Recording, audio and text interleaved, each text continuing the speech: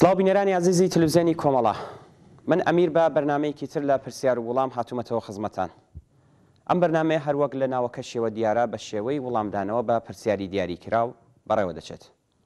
پرسیارەکان دەتوانن پرسیاری بینەرانمان بن و یان ئامادەکارانی بەرنامەکە خۆیان بە ئامانجی تیشخستنە سەر بەرنامە و ڕێبازی سیاسی کۆمەڵە و حیزبی کۆمۆنیستی ئێران بێننە گۆڕ. بەڵگەنامەکان پەسەندکراوەکانی کۆنگرە و ناوەندە ڕسمیەکانی بڕیاردەران، ئەزمون و مێژووی خەباتی 50 ساڵەی ڕەوتی ئێمە، ئەدەبیاتی مارکسیستی لە پەیوەند لەگەڵ گۆڕانکاری و پێویستیەکانی سەردەم سەرچامەی وەڵامی پرسیارەکانمان دەبن. ئەم بەرنامەی هەروە هەوڵ دەدات زانیاری پێویست گرنگترین بابەتەکانی ڕۆژ پێشکەش بە بینەران بکات. دیارە هاوکاری بینەران بە تایبەت لە هێنانە گۆڕەی ناوجەماوەر سەبارەت بە هەڵوێستی کۆمونیستی لەسەر ئەم یا ئەو دیاردەی کۆمەڵایەتی دەتوانێت گەلێک بە کەڵک بێت. لە بەرنامەی ئەم هەفتەیەماندا چەند پرسیارێکمان بۆ هەڵبژاردوون کە جیاوازن وا لەلایەن هاوڕێیان ئیبراهیم عەلیزادە و حەسەن ڕەحمانپەنا وەڵام دراوەتەوە. سەرنجتانی بۆ بینینی ڕادەکێشم.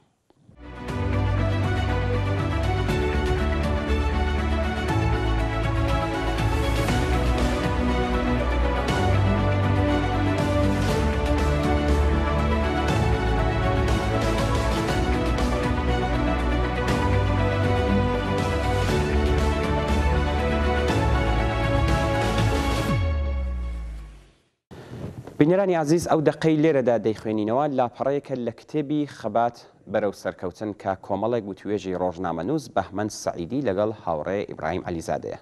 ئەم وتوێژە لە هاوینی ساڵی 2010 واتە 11 ساڵ لەمەوبەر کراوە، وای لە ساڵی 2012 لە بەرگی دوی ئەو کتێبە لاپەڕەی 580 هاتووە.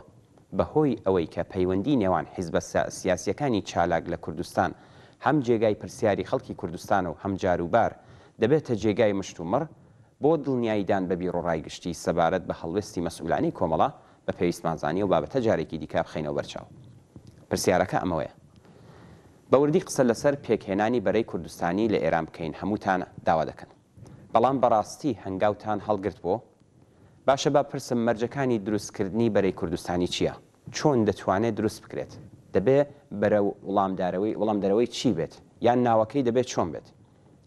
وەڵامی هاوڕێ ئیبراهیم عەلیزادە بەم شێوەیە بوو: کێشەی سەرەکی ئەوەیە کە ئیستراتیژی سیاسی حیزبەکانی چالاک لە کوردستان زۆر جیاوازە.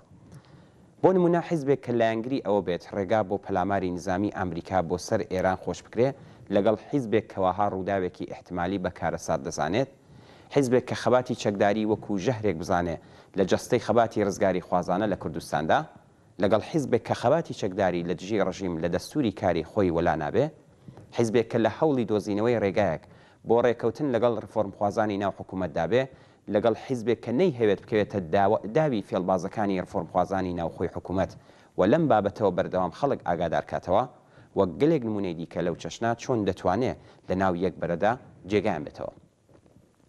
من قسە لەسەر جیاوازی ئامانجی دووریان و یان ناوەڕۆکی چیناتیان ناکەم، قسە لەسەر ئیستراتیژی سیاسیان دەکەم. بە یەک نزیک بوونەوە لە ئیستراتیژی سیاسیدا بە واتای کە باسکرا دیارە مەبەست ئەوە نییە ڕێک وەکو یەکوابن، بەڵام خۆ نابێت دوو ڕێگای بە تەواوی جیاوازیش بێ.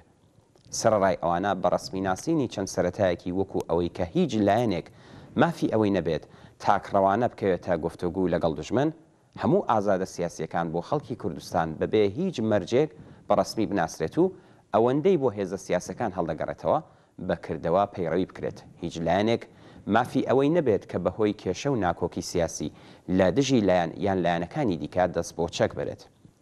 مافی دەسەڵاتدارێتی جەماوەر بە ڕسمی بناسرێت و لە دابەشکردنی دەسەڵاتدا دەنگی ئازادانی خەڵک حاکم بێت. ئەگەر لە پاڵ ڕادەیەکی دیاریکراو لە نزیکبوونەوە لە ئیستراتیژی سیاسیدا ئەو مەرجانە دابین بن، بەرەی کوردستانی بەرامبەر بە دەوڵەتی مرکزی دەتوانێت بەکردەوە دەربێت. ئێستا بەداخەوە بارودۆخەکە بۆ پێکهێنانی بەرە لەبار نییە، بەڵام ئێمە بێهیوانین و هەوڵی خۆمان لە ڕێگای ئوسولیەوە ئەدەین بۆ ئەوەی ڕیزی خەباتی خەڵک بەرامبەر بە دەوڵەتی مرکزی بە شێوەیەک لە شێوەکان ئەگەر لە شێوازی بەرەشدا نەبوو یەکگرتوو بێت، وا ڕژیم نەتوانێت لە کلێن و کەلەبەرەکانی ناو حیزبە سیاسیەکانی کوردستان بە مەبەستی پیلانگیێڕی کەڵک وەربگرێت. با لێرەشدا ئەوە بڵێم کە گەرم و گوڕبوونی باسکردن لەسەر بەرە لە ناو حیزبە سیاسەکانی کوردستاندا بە واتای ئەوە نییە کە لایەنەکان بەرامبەر بەم مەسەلەی ڕاستگووی وجدین، بەڵکو زۆربیان وەکو گەمەیەکی سیاسی بەکاری دێنن، چونکە دەزانن خەڵکی کوردستان بەرامبەر بە دوژمنێکی غەداری وەکو کۆماری ئیسلامی خوازیاری یەکگرتوویە. پرسیارێکی تر بوو ئەمە بوو بەدەر لە ناکۆکیەکانی نێوان حیزبەکانی خۆرهەڵات کەی دەست دەکەن بە هەنگاونان پێتان وایە درەنگە وە کاتی هاتووە بە تایبەتی کە بارودۆخەکە وا دەخوازێ؟ وڵامی هاوڕێ ئیبراهیم عەلیزادە بەم شێوەیە بوو. درەنگ و زووی پەیوەندی هەیە بە بارودۆخی خەباتی جەماوەری لە ناوەی وڵات. کەوتنە ڕێی خەباتی خەڵک کاری لە یەک نزیکردنەوەی حیزبە سیاسیەکان ئاسان دەکاتەوە. لە لاوازبوونی ئەو خەباتەدا کێشەی ناوخۆی حیزبە سیاسیەکان لەسەر مەسەلەی بچووک دێنە ڕوو. تەجروبەیەکی مێژووی کە لەم بابەتەوە هەیە پێکهاتنی هەیئەتی نێونەرایەتی گەلی کورد لە ساڵی 58 هەتاویدایە. ئەو کات کێشەی لایەنەکان کاتێک چارەسەرکرا کە خەڵک لەسەر تاسەری کوردستان یەکدەنگ داوای ئەو یەکگرتنیان کردو بەدەیان هەیئەتیان نار بۆ لای حیزبی دموکرات و کۆمەڵە و مامۆستا شێخ ئەسەدین لە ئاکامدا فۆرمولێک بۆ لابردنی کۆسپەکان دۆزرایەوە.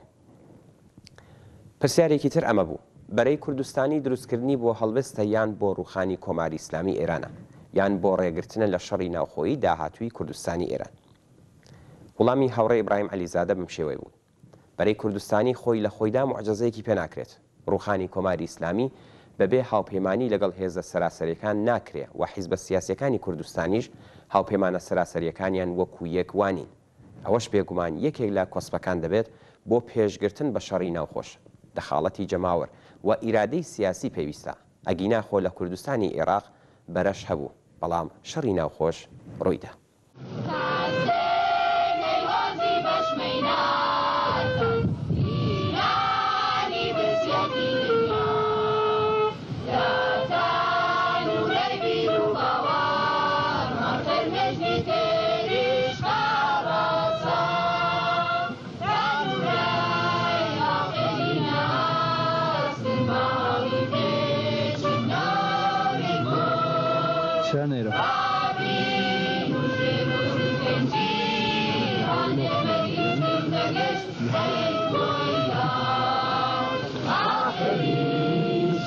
شهر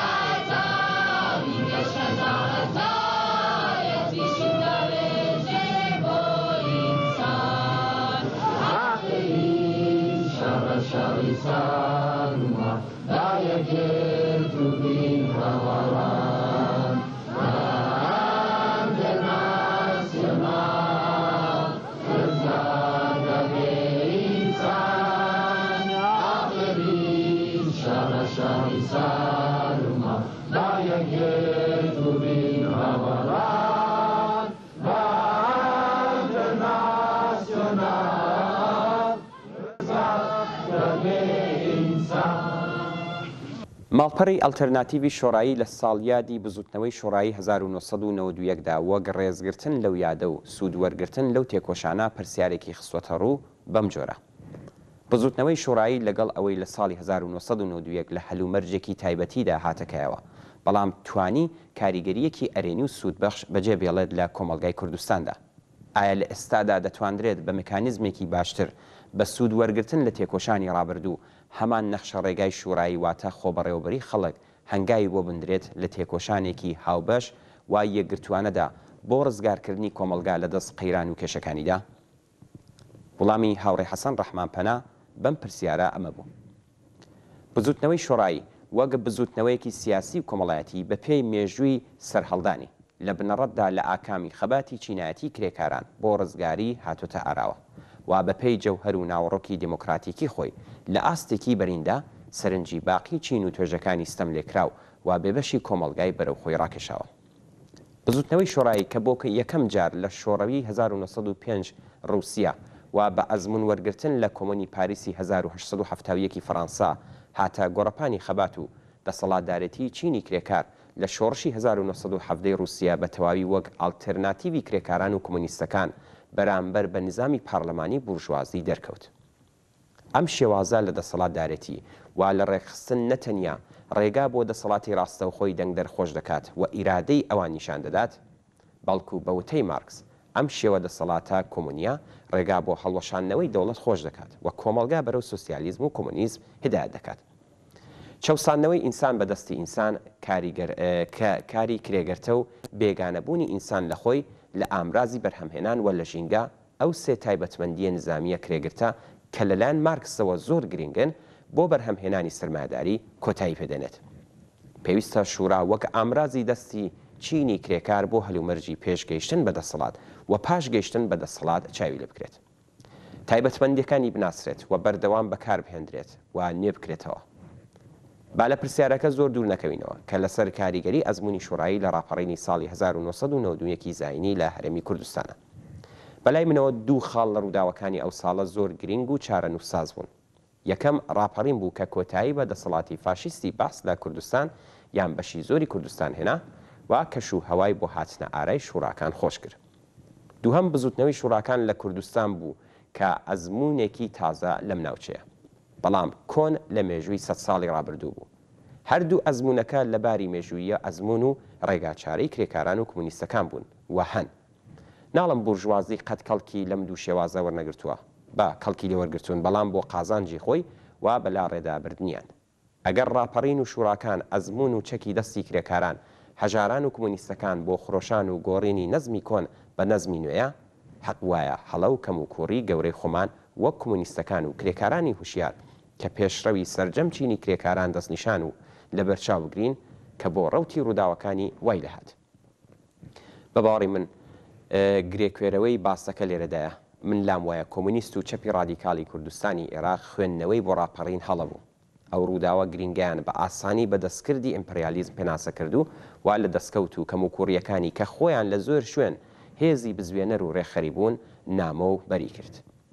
ئەو بەشە لە چەپ لەژێر کاریگەری باس و کێشە و جیابوونەوەکانی ئەو کاتی حزبی کۆمونیستی ئێران بوون و دەسکۆرسی کێشە ناوخۆیەکانی حزبی ئێمە و بە تایبەت لایەنێک کە بە کۆمونیزمی کرێکاری ناسرا ڕەچاو و پراتیک کرد کە خوێندنەوەی بۆ ڕەوتی ڕووداوەکان هەڵە بوو و ئەزموونی دواتر ئەوەی نیشاندا.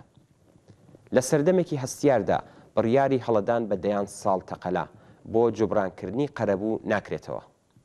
بێجگە لەو خاڵی کە ئاماژەی پێکرا هەڵسو و کەوت لەگەڵ شوڕاکان ڕێکخراوە کرێکاری و جەماوەریەکانیش نادروست و لە جێی خۆی نەبوو. بە حیزبیکردنی ڕێکخراوە جەماوەریەکان هەڵە بوو و هەڵەیە. ڕێکخراوی جەماوەری نابێ ناوی بەخۆیەوەیە. دەبێت جەماوەری کرێکار و هەژار و ناڕازی لە خۆ بگرێت. وها ڕێکخراوگەلێک مەیدانی ململانەی فکر و گرایشی جیاوازی سیاسی و کۆمەڵایەتیە. جریانی کۆمونیستی تەنیا یەکێک لە لایەنەکانی ناو ئەو ڕێکخراوە جەماوەریە کرێکاریانەیە. گرایشی کۆمونیستی پێویستە بەکاری هوشیارانە با نەخشە ڕێگای دروست بە دیاریکردنی تاکتیک و استراتێژی شۆڕشگیرانە هێژمونی خۆی لەو ڕێکخراوانە و بە تایبەت شوڕاکان بێتە پێش و ببێت بە جێگا متمانەی زۆرینەی بەشداربووانی ئەو ڕێکخراوانە. پێویستە بە زەحمەتی شەوانە ڕۆژی و خشت لەسەر خشتدانان وها تەرازووی هێز بە قازانجی کرێکاران و بەرەی چەپی کۆمەلگا بگۆڕدرێت کە بۆ بەرەی ڕاست و دەسەڵات ئاسان نەبێت دەست بۆ ئەو ڕێکخراوە نەبێت. نەتەنیا ئەوە بەڵکو دەبێت وەک جێگرەوەی دەسەڵاتی سرمایهداران لە کۆمەلگا مەترەح بن و زۆرینەی جەماوەر باوەڕیان پێ بکات و چارەنووسی خۆی پێبسپێرێت. ئەوە تەنیا بێڕەحمی و سەرکوتگەری دەسەڵات نەبوو کە چارەنووسی چەپ و شوڕاکان و دەستکەوتەکانی ڕاپەڕینی بەم ڕۆژە گەیاند، بەڵکو پێویستە بە چاوی ڕەخنەگەرانە لەو ڕابردووە و واکەم و کوڕیەکانی بڕوانین، هەڵەکان ببینین، برینەکان ساڕێشکەین، بێڕەحمانە ڕەخنیان لێ بگرین و دەستکەوتەکان بەهێز و ڕەچاوکەین. لەم ڕوانگەیەوە دەتوانرێت هەوڵ بۆ بوژانەوەی بزوتنەوەی شوڕایی و دەسەڵاتی جەماوەری خەڵک بدرێت. لەم ڕۆژانەدا کە کۆمەلگا لەگەڵ سڕبوونی سیاسی لەلایەن دەسەڵاتەوە بەرەوڕوو بۆتەوە و خەڵک لە پراوێزی سیاسی و سیاست و دەسەڵاتدارەتیدان بربەرەکانێ دش بە گەندەڵی، نائەداڵەتی، بێکاری، نەدرانی موچە، داخوازی بیمەی بێکاری و دەرمانی بە تایبەت لە سەردەمی کۆڕۆنا کە ژیانی تاڵی خەڵکی هەژاری چەند قات خراپتر کردووە، بربەرەکانەی لەگەڵ بێمافی ژنان و یاسا و بیری کۆنەپەرستانە دژبەژنان دژایەتی لەگەڵ دەوڵەتانی داگیرکەری ناوچەکەدا کە تەداخل لە هەرێم و پیلانگیریەکانیانن 30 ساڵە درێژەی هەیە و زۆر داخوازی دیکە دەتوانێت هەوێنی ڕێخستنی خەڵکی ناڕازی و سەرهەڵدانی دووبارەی شۆڕاکان بێت. کۆمونیستەکان ناتوانن لە دوورەوە و لە دەرەوەی وڵات فەرمان دەرکەن و بڕیار بدەن، بەڵکو وەک سەرەتاکانی ڕاپەڕینی 1992 پێویستە وە دەبێت لە پێشەوەی جەماوەر و لە ناو جەرگەی حادسەکاندا بن. لەو ڕوانگەوە بە باوەڕی من مەجال و زەمینە بۆ سەرهەڵدان و گەشەی دووبارەی شۆڕاکان بە ئەزمون وەرگرتن لە هەڵە و دەستکەوتەکانی ڕابردوو تا ئێستا هەیە و کاری عەمەلی و کردەوەی دەوێت.